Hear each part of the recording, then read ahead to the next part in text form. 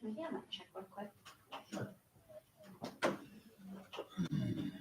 Yeah. Hey, how's it going? Good, yourself? Can't complain. Yeah.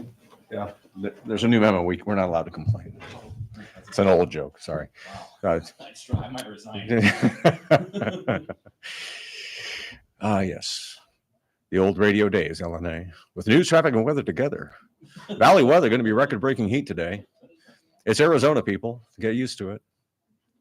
Here's what I want to know. I remember I'm old enough to remember in 1990, 91, there was a big festival, outdoor festival in downtown Phoenix in March, and it hit 100 degrees 35 years ago. So just saying, you talk to an old guy like me, you'll hear the history. Is that the March 26th? Because today, I think, was the first 100. Could be. Yeah, it wouldn't surprise me. We good, LNA? Yep, we're good. Anybody, we already did the white balance. We're all good on that? All right. We'll see if there's anybody lagging behind. We'll get started maybe a minute or two late.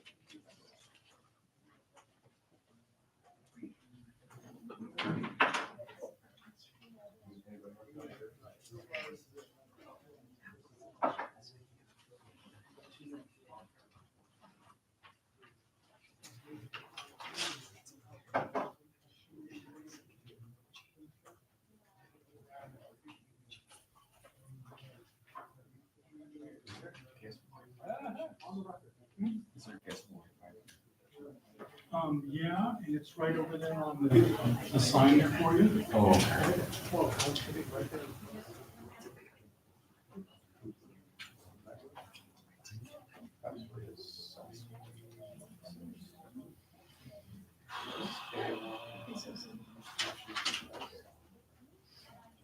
Were you having a second?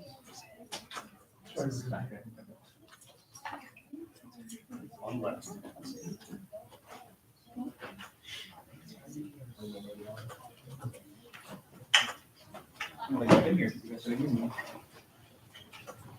Yeah, it's still kind of funky.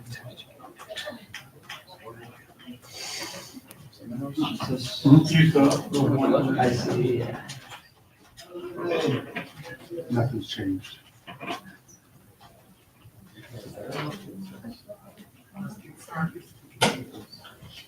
It's changed. And if you don't like it, you can feel free to stick a microphone up its loading button. Yeah, that doesn't make sense.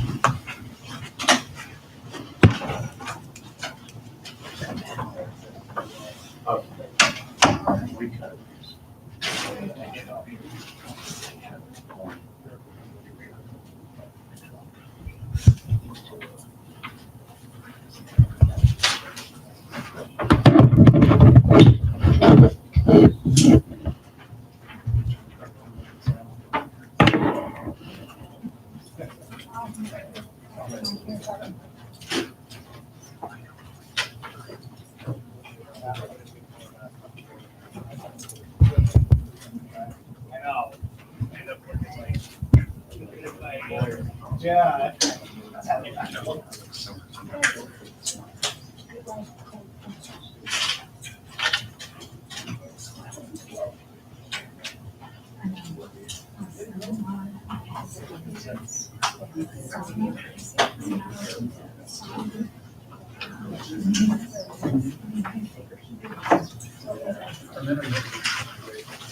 All right. Thank you for being here.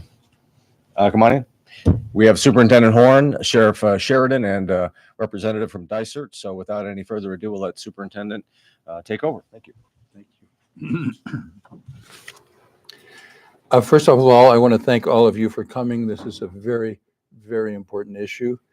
If students aren't in school, we can't teach them. And what we're all about is helping schools raise academics results.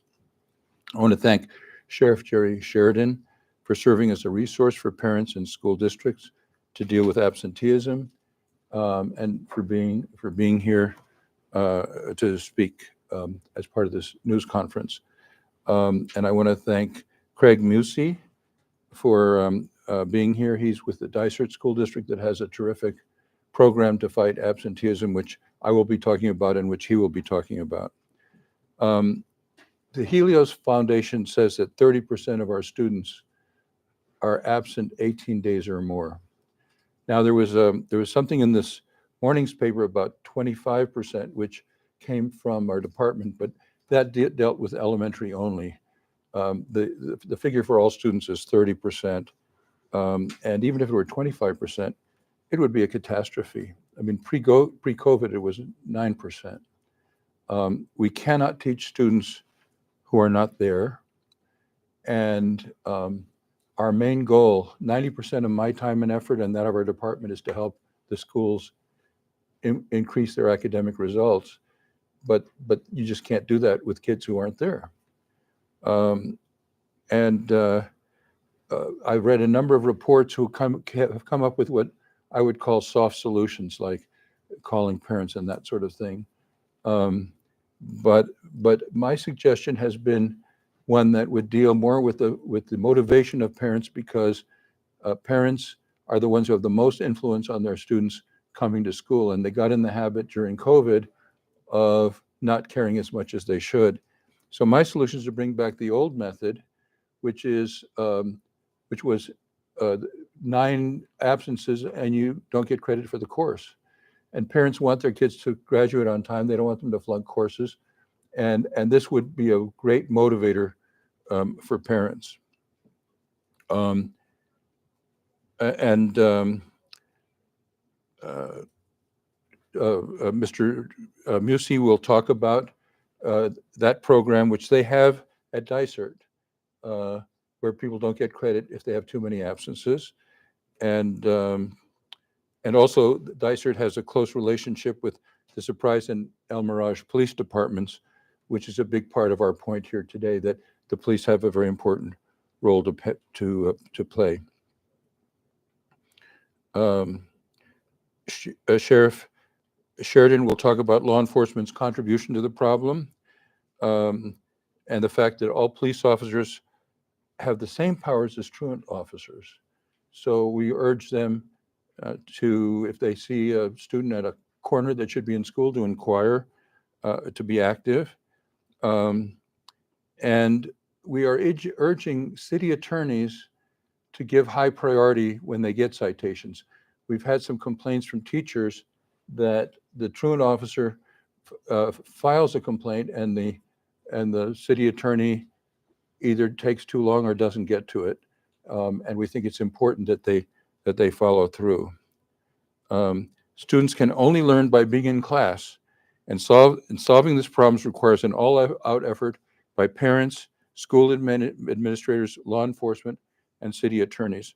So I'm going to call now on Sheriff Jerry Sheridan. Thank you for being here. Thanks, Superintendent. Well, hello, everybody. A lot of cameras here. That's great. So I'm Jerry Sheridan. I'm your Maricopa County Sheriff. The county covers 9,224 square miles, 4.6 million people, and there's a lot of kids in there, and a lot of kids aren't going to school. Children are the future of our nation. They're our future leaders, our future sheriffs, law enforcement officers, attorneys, judges, maybe even the president of the United States. But you know what? We cannot be successful if we don't make sure our kids get the best education possible. And that's why I'm very happy to work here with Superintendent Tom Horn and others in the education side of things. So it's not safe for kids to be out of school. You know, I spent 15 years in a patrol car, and it was my experience that the same kids that are walking around the streets at 2 o'clock in the morning are the same kids that are walking around the streets at 2 o'clock in the afternoon. And we need to take care of those kids, get them back into school, get them motivated so they can be successful. Getting a proper education, like I said, is so important to the future not only their future, but the future of this country. Our first objective will be to determine if parents need help in ensuring their kids go to school. Now, some of those kids are what we might say a little incorrigible, a little bit difficult to deal with. And again, from my law enforcement experience, there's a lot of single moms out there that have trouble dealing with their children and giving the discipline they need to get them to go to school and stay off the street. So we're always there as a resource to counsel these people to get their kids back. And that's that important, that law enforcement should be involved in this, not just from a point of view of enforcing the law, the misdemeanor that's there with truancy, but also to make sure that the kids get some kind of help that they need. If parents refuse to have their kids attend school, that's also a crime. And so law enforcement's primary duty is to keep people safe, but I would say a close second is to make sure our kids are safe and in school. So it's a travesty that 1/3 of our students here in Maricopa County in Arizona miss 18 days of school. 1/3. That's despicable. We need to make sure we fix that. And myself as the sheriff and our other law enforcement partners will do what we can to help out these kids. So thank you very much. Thank you, Sheriff. We appreciate your participation. And I'm going to call on Craig Musey to talk about the Dysart solution, which we hope will be a model for all districts and charter schools. Thank you, and I want to first thank Superintendent Tom Horn for having us here today. And it's a value in Dysart District. Our governing board in the Dysart District, along with our superintendent, Dr. Croto, believe very strongly that the number one means to success for our students is that they need to be in class every day. Consistent attendance is going to be the key to what their academic achievement is going to look like and how they're going to grow academically as students.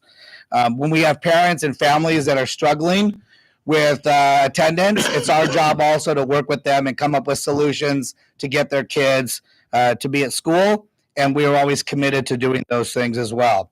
Part of that solution is working with law enforcement, which I will mention as well as part of this, because that's an important piece. We have a relationship with both the Surprise Police Department and the El Mirage Police Department. We appreciate the supports of Sheriff Sheridan. We work also with Maricopa County Sheriff's Office out there as well in our area. So we have a lot of work with our law enforcement, and they're willing to visit homes and also, as necessary, write citations as needed. But that's a partnership so that we're on the same page and working with those families. But it's important to mention, though, that some of those immediate things that we do to ensure that absentee is at a low. Our absentee rate in the Dysart District at this current time is at 7%, meaning that we have every school is over 90%, and our average attendance rate at all of our schools in our district is at 93% throughout the district. Some of those reasons for success are what Superintendent Horn mentioned. We do have a practice in place at our high schools that when a child accumulates past those 9 absences, that can result in a loss of credit. So once you hit that 10th absence, you're going to lose credit. You do have an opportunity to appeal, and we do have a process for that. But that's the only way we're going to get the attention of the families to understand and the student to understand that you need to be in school. So those practices are in place as well. Along with that, we make sure that we're educating, and it's a positive approach as well. So we do have a communication system where parents are being notified immediately when their kid's out of class that they're being notified, and that's happening. There's phone calls, and there's also a letter. And part of that is educating them the accumulation of absences, how that's going to affect their child. We also have competitions within the district that take place to have a reward system for schools that they can have celebrations and recognition, and the schools themselves do grade level competitions. But I think the most important part that we're hearing today, and that we appreciate the support of Superintendent Horn's office, is the aspect of we believe attendance is the critical aspect for our students to be successful. And that's why we do enforce that area of you can lose credit on that in that way if you do not come to school. And if you're in the K-8 model and you cannot come to school as well, and there's that same a large number of absences, you can be retained and not move up in grade level. So those are important pieces. I do want to mention the other person that was with me today, Kevin Kashat, that who works as our director of student services. He works closely in educating and working with our administrators on how to enforce that, how to have those conversations, and making sure that's carried out with staff members so they feel supported and teachers know they have that support. So just wanted to give you that that aspect, and we appreciate the support of both those police departments in our area and what they do as well. Thank you. Thank you. Thank you for participating, and thank you, Craig, also for being here. So now we're happy to take your questions. To the superintendent, Yes, so 7% is incredible. yes. Is that for the entire year or this semester? That right now, that Here, current. please, step to the I'm microphone. sorry. Yes, that would help, wouldn't it? That 7% is off of the numbers that are right now. So as we've gotten the third quarter in the year, last year it was about the same number. It was around 92.5%. If you go back because of the pandemic, you'll see those numbers go down, right? But we saw when Dr. Croto took over, we saw an increase over those last 2 years where it went from our schools, some of our schools that were in the 80s, they're all over 90% now because of the practices we put in place. Okay, so, but the chronic absenteeism rate, you're saying is 7%. That is correct. Okay. No, it's total attendance. Total attendance rate. Chronic absenteeism would be those kids over 10%. So we probably wouldn't have that data right now. Yeah, the chronic absenteeism you're talking about. Yes, total absenteeism is 7%. Chronic absenteeism of those students, that's going to be much smaller, but it's a part of that 7%. Okay. So are we talking apples to apples then? Yes. When you say Helios reports 29%, 30% of absenteeism rate, you're saying yours, apples to apples, is 7%? That is correct. Okay. And is there any other specific kind of secret here? I mean, it seems like all superintendents should know. I mean, it's the partnerships. Is there a computer system you use to track specific kids that are having issues? Because I've heard that can be successful. Anything else that's just very specific? Absolutely. There's a couple of things that go into play there. We have a student information system that does track daily, so we're able to.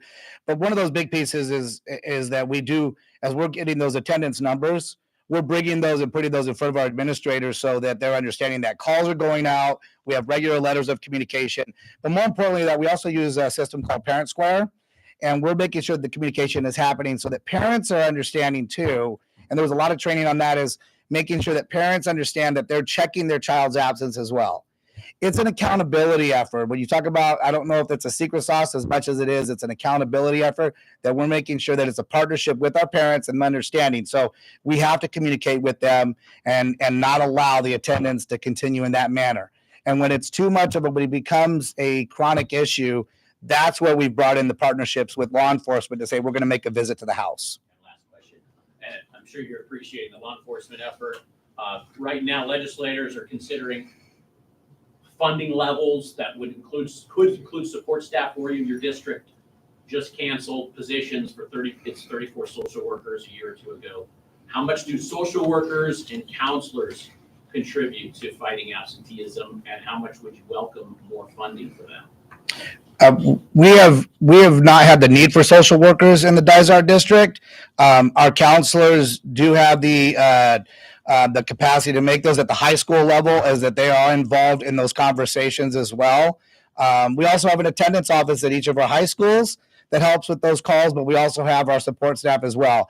To speak to the aspect of if there's funding to assist in the areas of ensuring that we can find other, and even better methods to even capturing those 7%, we're always going to take that. But right now, we believe that we have the methods in place to make it happen with the staff that we're supplied. And Superintendent Horn, there was a program called CUTS that was in the juvenile probation system, and it was specifically for the purpose of sending officers to families. They could even issue citations. This was a few years ago. Do you know if that program still exists? I don't, but we'll find out and let you know. Also, let me see if I understand. The 7% is total absence, but the excessive absences of 18 would be even lower than that. Is that what you were saying? That's correct. Okay, so if you do apples to apples, the number of 29% is excessive absences. So their rate would be even less than 7%. We'll ask them to get us that number, and I'll provide that number to everybody as well. They're tremendously successful, and my analysis is the big thing is there are consequences for parents not to get their kids to school because the parents want their kids to graduate on time, and I feel like our society has gotten away from consequences, and I'm pushing to bring discipline back to our schools. We have too little discipline in our schools for students to learn properly, and there have to be consequences for misbehavior. And similarly, there have to be consequences for absenteeism. That will motivate parents. They want their kids to graduate on time, and I think that's a key to this. And the sheriff, I know you're new in your position, but do you know if any citations have been issued this year by deputies, right, for this issue, whether to families or the kids themselves?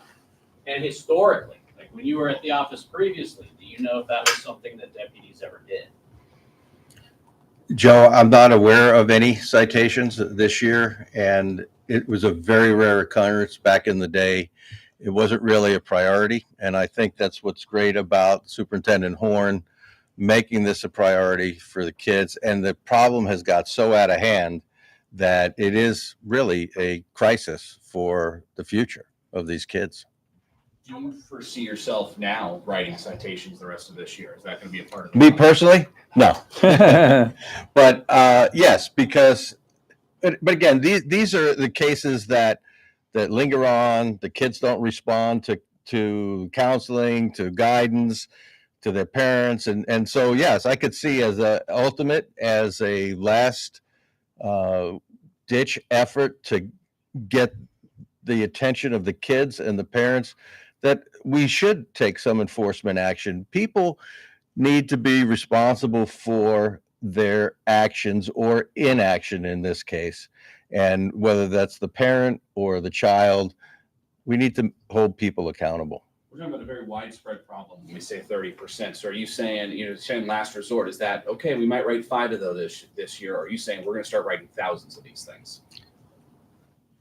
I don't know, because don't forget, there's 22 municipal law enforcement agencies in the valley here, and the sheriff's office is just one of those. And so there's needs to be an education for local law enforcement, for the chiefs to get on board with all this, to make it a priority. But we also have, and under the program of Superintendent Horn, is the hiring of off-duty officers and deputies at the schools as SSOs, okay? So they would play a key role in helping us do this because, let's face it, law enforcement, most agencies in the valley are shorthanded, and it's a difficult thing to do our job and plus add this to it. But there's 2 issues. Number one, we have the SSOs as a resource.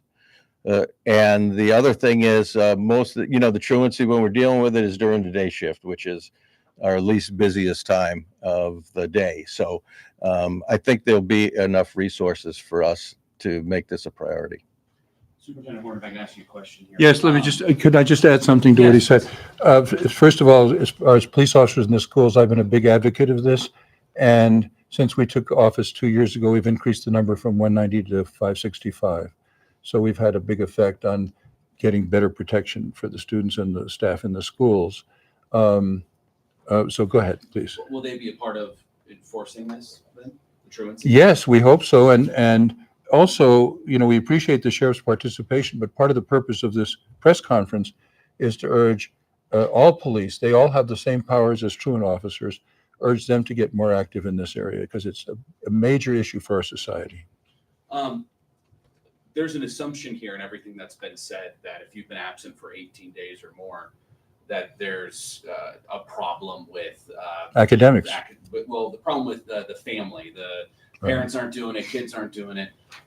I know that as this issue's become clearer in the last few months, we've been talking about it. There's a lot of parents saying, my kids in a post-COVID world, my kids are sick and I don't want to send them to school. I'm much more aware of being sick, things like that. Schools are also cracking down a lot more on how sick your kid can be at school. So is there a concern here that we're talking about good parents, good kids that are doing this, that just having a tough couple of months with? Well, we're talking about unexcused absences. So if the student is really sick and the parent calls it in, that wouldn't count in my proposal.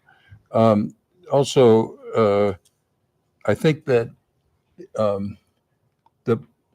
it's really the parents. People got lax during COVID, and we have to bring us back to where we were before COVID, to where parents expect their kids to go to school and make them go to school if they don't. Can I ask you about that? Is that just for unexcused absences? If a parent calls in sick, how does this work? Yeah. The way we do treat, because anytime you're absent, anytime you're not in class, whether it's excused or unexcused, you're still missing learning, right? So that's going to be an element to it. But an unexcused absence, obviously, that's the ones that we were concerned with. When you talk about an excused absence where a kid truly has a medical issue, we still are going to, when you get past that 10th absence, we're going to have that conversation and work with that family on those issues. I will tell you, in the post-COVID piece of it, we have said, I don't want to put it as drawing a line on that piece, but we're telling families it's time to send your kids to school. I mean, you need to be here. We can't help you if you're not here. We can't teach you if you're not here. And putting kids on a computer and asking them to learn that way has been an unproven success for the majority of our kids. So we're not going to put that as a solution.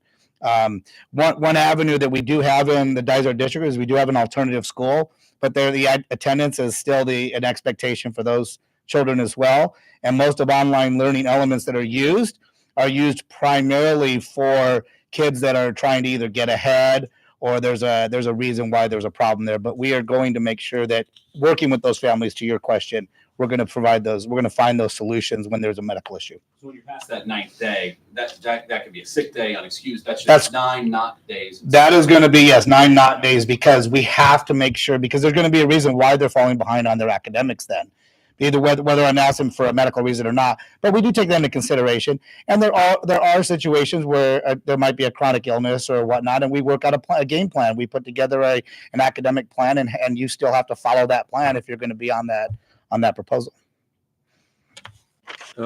When I served on the school board, if we had someone with a long illness, we would send somebody home with work for them to do and to work with them. Just one technical question, Superintendent. So I profiled the district last year, Sunny Slope. They had 38% chronic absenteeism, okay? But they had a 92% daily attendance rate. And so I just want to make sure that it will be apples to apples. And I'm wondering if you can follow up with us. Yeah, I will follow up. I believe the apples to apples comparison will be less than 7% on chronic absenteeism. And the last question for you, Superintendent, you're not going to be surprised that I asked you this. Yeah. The Helios Foundation study, Yes. it has several recommendations. Yeah. While I know law enforcement is always welcome to partner with schools, it doesn't mention law enforcement as one of the recommendations. Over and over, it talks about the importance of building relationships with school staff and families and parents. And I know many school districts will say they're chronically underfunded. They don't have enough staff to adequately follow up with families day in and day out. Why not also do this news conference on the state legislature lawn and say we need the state legislature to step up and fund schools? Well, I both of my State of Education speeches at the legislature this year, I urged additional funding. Well, respectfully, you are only asking it for the teachers. What about the support staff? We have the worst counselor to student ratio in the country. Right. Well, I'm dealing with political realities, and right now the emergency is teachers, and we can get that. And I'm hoping the districts will be able to, because when I served on the school board, everyone got the same percentage: administrators, teachers, and support staff. Right now, I want to get what we can get for the teachers. We're losing more teachers than are coming into the classroom. If we don't take, I told the legislature, we don't take strong action, we could end up with 0 teachers. You can imagine how the public would react to that. We had questions over here. Yeah, do you feel like this is an efficient and, what is the other word I'm looking for? an efficient way to do this involving law enforcement and the courts when we have a shortage of officers. I know Sheridan also kind of mentioned that as well, but also the bogging down the courts with this stuff as well. Well, as we speak, we're lobbying the legislature to let retired officers come back without taking the 1 year off that's required of most public employees. So you're welcome to help us with that bill.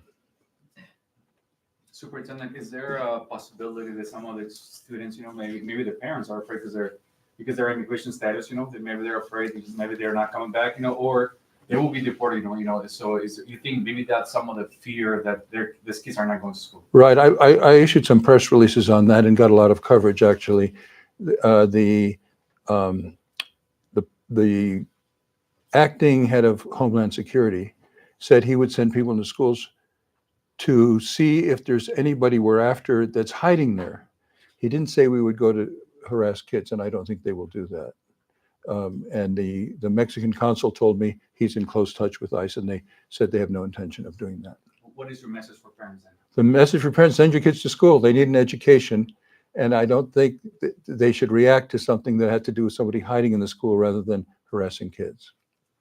Superintendent Horn, Yes. when I spoke with Helios about this, they recommended changing the state's definition of chronic absenteeism to include students who move schools. Is that something you'd get behind?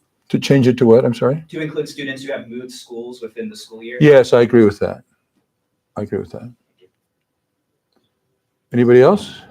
I have a question for you. Yes. Superintendent Horn. Outside of issuing citations, what role do you see law enforcement or school resource officers or school safety officers playing in addressing truancy and absenteeism? And why do you believe they're positioned, do you believe they're better positioned to do so than other school staff? Well, I think that the law enforcement officers, if they see students are not in school and should be, they can inquire. There can be conversations with the family, as the sheriff said, in appropriate cases, citations. It can be a misdemeanor for the parents. So there are a lot of roles to be played here. I want to, we're emphasizing the law enforcement. We're emphasizing the DICERT solution, which I've been advocating for a long time, that if you're chronically absent, you shouldn't get credit. And that would motivate parents because they want their kids to graduate on time. Anybody else? If not, thank you all. We appreciate your coming very much. And if you came late, so if you want to interview me, I'm available. That would be great if I could. Sure.